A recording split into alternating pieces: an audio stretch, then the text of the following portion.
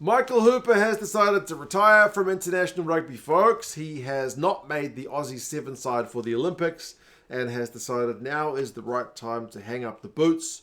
A bloody good player who played at a time when the Wallabies were not at their strongest. Let's go over his career, and you guys can let us know your thoughts on whether he is Hall of Fame material or not. Open side flanker for pretty much all his career. Didn't spend much time on the bench either. Known for his high speed, known for his high tackle rate. To a degree, his work at the breakdown, but certainly not as prolific as the likes of a David Pocock. But he would play alongside him in what was a pretty interesting pairing. Starts his career with the Brumbies. This is prior to David Pocock moving to the Brumbies, so he was, as a teenager, on the flank for the Brumbies, but he didn't last too long there before heading back home to play for the Waratahs.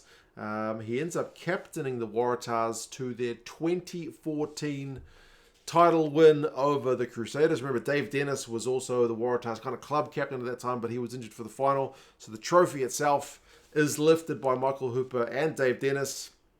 But that's one of the few times Michael Hooper was able to get his hands on some silverware. And that's what I'm talking about. Like, great captain, wasn't always playing for the best teams. But that 2014 Waratahs side was pretty bloody good. I mean, Hoops ends up amassing 141 matches for the Tars. And he's been a part of some good and some pretty poor Waratahs sides. Like the year before when Cheika first took over, they didn't do that well. But in the second year, they really took a step up and managed to get their first and only Super Rugby title. So that was certainly a highlight of his Waratahs career, and to get 100 plus Super Rugby matches is a heck of an achievement in itself, and playing for the area where you're from, also an extra bit of something special. My Aussie mate, who was a big Waratahs fan, was a little bit critical of Hooper when he first started as captain because he was very young. Like, he moved to the Tars when he was 20. So, yeah, very, very young, and captained the side not that long later. So maybe a little bit passive, but certainly grew into the role as he matured as a man and as a player. Makes his debut for the Wallabies at age 20 as, I think, a bench replacement against Scotland. They lose that one. And what's the highlight year of Michael Hooper's Wallabies time? Probably 2015.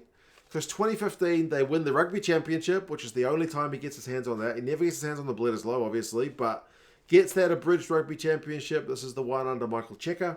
And then they go to the World Cup and they make it all the way to the final, where they are beaten by that pretty all-conquering New Zealand side. Now, there's no real shame in losing to that New Zealand side, because it was Richie McCaw, Dan Carter, Martin Onu, Conrad Smith. Like, there was some Ben Smith, Aaron Smith, bloody good players in that.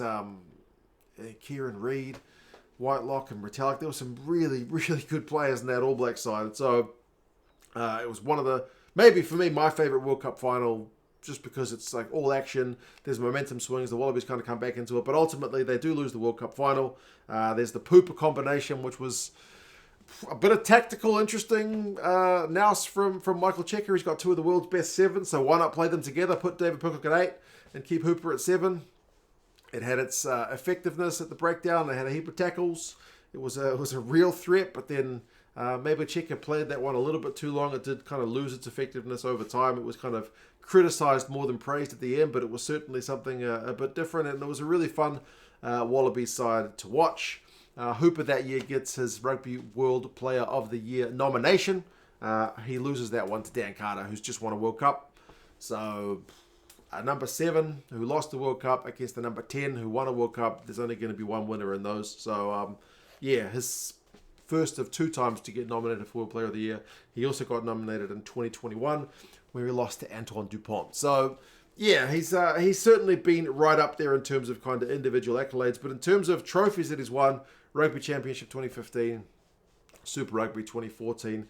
The rest of his time under Cheika doesn't go that flash. Like, it ends in 2019. Obviously, they get wins along the way, and there's kind of highlight moments, but nothing quite to that 2015 level. The 2019 World Cups obviously ends in a bit of disappointment, with Cheika's coaching style kind of criticised as being a little bit lagging behind as other coaches are innovating and changing.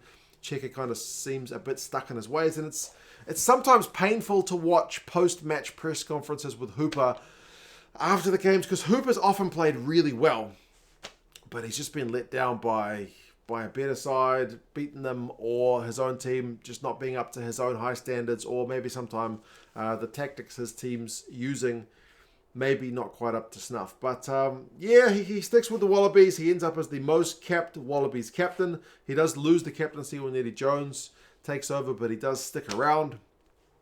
He keeps playing right until the point where he is dropped for that 2023 Rugby World Cup campaign by Eddie Jones, which, like, it was controversial, certainly. I don't think in terms of sevens, Hooper was playing his best rugby in 2023. I think Fraser McCright had probably surpassed him as the Wallabies' premier open-side flanker, but I feel like there was room in that squad for Michael Hooper and some of the other senior guys. Like, Eddie Jones went well with the youth, and it blew up in his face. You don't tend to win World Cups by playing the youngsters, and the pool stage exit for them was really disappointing. I feel like having a guy like Michael Hooper, who is the Wallabies' most capped captain, who has got 100-plus caps, he finishes with 125. Having a guy like that to mentor some of the younger guys can only be a benefit, and he was still a good player. Don't get me wrong, like, it wasn't like he fell off a cliff, but I mean, Fraser McCright was just playing some really good rugby. The Aussies tend to have a lot of good open sides. So, yeah, fourth most capped Wallaby of all time. 4 times John Eales medalist, which is the kind of individual award they get to the kind of best Wallaby of the year. So, had a heck of a career with the Wallabies. Also spent some time in Japan with the Verblitz side, and tried his hand at the sevens at the end of his career. Like I said, it didn't quite pan out like he'd wanted to. Spoke pretty openly about mental health issues, which is not something a lot of the players open up to, but he took some time off from rugby to do that. And more recent times, he's been doing a bit of punditry, which is good. And he never seems bitter. He always speaks pretty well. Like, even there's reports saying that they offered him a spot as a reserve player for the Olympics. So, like, you travel to France, and if anybody gets injured, then you kind of can be the next cab off the rank. But the rumours are that he declined that, so one of the more long-serving sevens players could go, which is, I guess, speaks to the kind of dude that he is. So, yeah, in terms of being, like, the most winningest Wallaby, nah, he's not right up there. He didn't win a heck of a lot of silverware with the Wallabies. Like I said, the Bledisloe was elusive. The Rugby Championship proved pretty hard to win. World Cup, they got all the way to a final. But yeah, as I said, he was often, for mine, like the best player, sometimes on the field, or at least for his side, that was maybe a bit of a standout in a team sport. It doesn't kind of always work out that well. But yeah, you guys let us know your thoughts on Hoop's career.